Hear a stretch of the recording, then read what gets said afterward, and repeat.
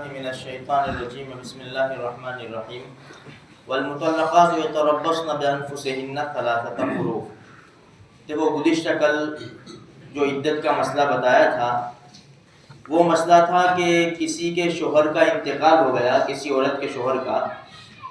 اگر وہ عورت حمل سے نہیں ہے، پریگننٹ نہیں ہے، تو 4 مہینے 10 دن 130 دن اس کو عدت گزارنے پڑیں گے۔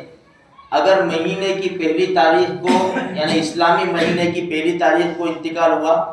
تو مہینہ پھر 29 دن کا ہو یا 30 دن کا 4 مہینے گنیں گے اور 10 دن گنیں گے۔ اگر وہ عورت پریگننٹ ہے، حمل سے ہے، تو جب بچہ پیدا ہوگا، چاہے 2-4 دن بعد بچہ پیدا ہو، 6-8 مہینے کے بعد بچہ پیدا ہو، جب بچہ پیدا ہوگا اس کی عدت ختم ہو جائے گی۔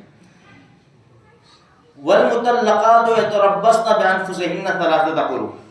اب جن عورتوں کو طلاق دی گئی ہے، اللہ حفاظت فرماوے، طلاقیں بھی ہمارے معاشرے میں بہت زیادہ ہو رہی ہے، اللہ ہم سب کی حفاظت فرماوے، ہماری نسلوں کی حفاظت کرے۔ قرآن کریم نے مسئلہ بتایا کہ بھئی جن عورتوں کو طلاق ہوئی ہے تو اپنے آپ کو وہ روکے رکھیں گے 3 حیض تک، جو ان کو ماہواری آتی ہے بھئی، تو اگر طلاق ہوئی اور اس کے بعد جو حیض آیا، عورت کو ماہواری آئی، وہاں سے شمار ہوگا۔ جب 3 حیض سے وہ پاک ہو جائے گی تو اس کی طلاق ختم ہو جائے گی، اس کی عدت ختم ہو جائے گی، اگر وہ حمل سے نہیں ہے تو۔ اب بعض مرتبہ کیا ہوتا ہے، عورت کو ہر مہینے ریگولر خون آ جاتا ہے، بعض مرتبہ کسی عورت کو بھائی مہینہ نکل گیا، 1.5 مہینہ نکل گیا، 2 مہینے نکل گئے،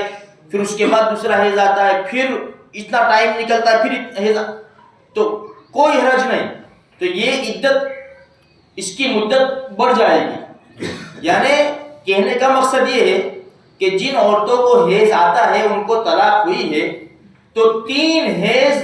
ان کو نکالنے پڑے گی،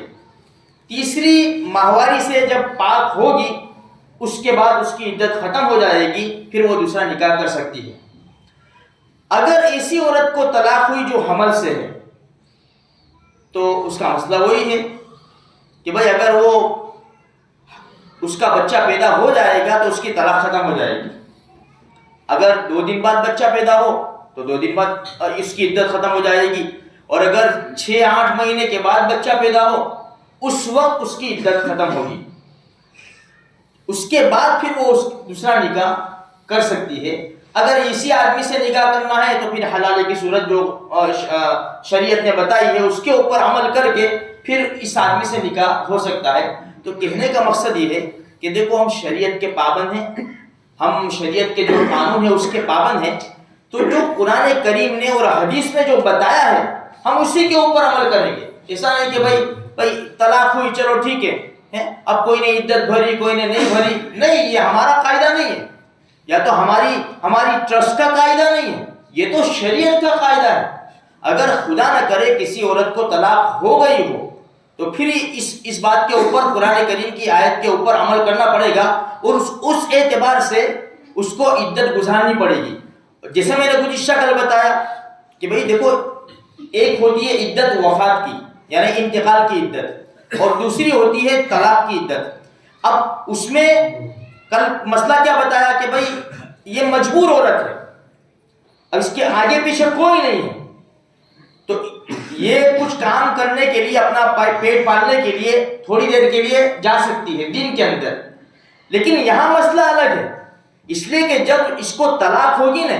تو طلاق کی جو مدت ہے اس کا خرچہ تو شوہر کے ذمہ آئے گا۔ جتنی اس کی عدت کی مدت ہوگی نا اتنے ٹائم کا خرچہ، بھائی جیسی فیملی، بھائی ان کا خرچہ اگر مہینے کے 10,000 میں نمٹ جاتا ہے تو مہینے کے 10,000 دو، بھائی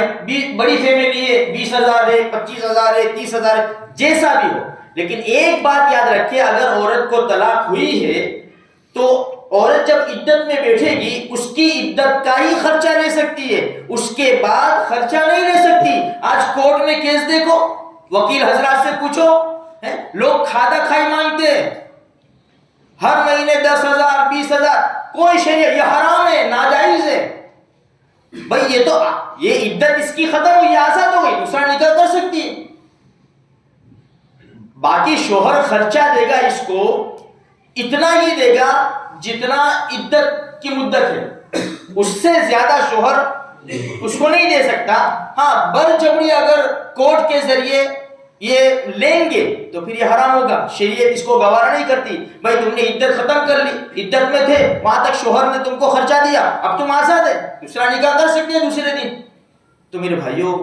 آج کل کیا اس ضد کی وجہ سے، دشمنی کی وجہ سے ہم شریعت کے قانون کے اوپر عمل نہیں کرتے، ہم سیدھے کورٹ میں دوڑ جاتے. ہماری سب سے بڑی کورٹ یہ ہے، اللہ کا قرآن ہے. پیارا آقا صلی اللہ علیہ وسلم کی حدیث ہے، ہم عمل نہیں کریں گے میرے بھائیوں اس کے اوپر تو دشمن کیچڑ اچھالنا آسان ہو جائے گا دشمن کے لیے. اس لیے ہمیں چاہیے کہ قرآن و حدیث کے مطابق زندگی گزارنے کی کوشش کریں. اللہ مجھے آپ کو سارے مسلمانوں کو توفیق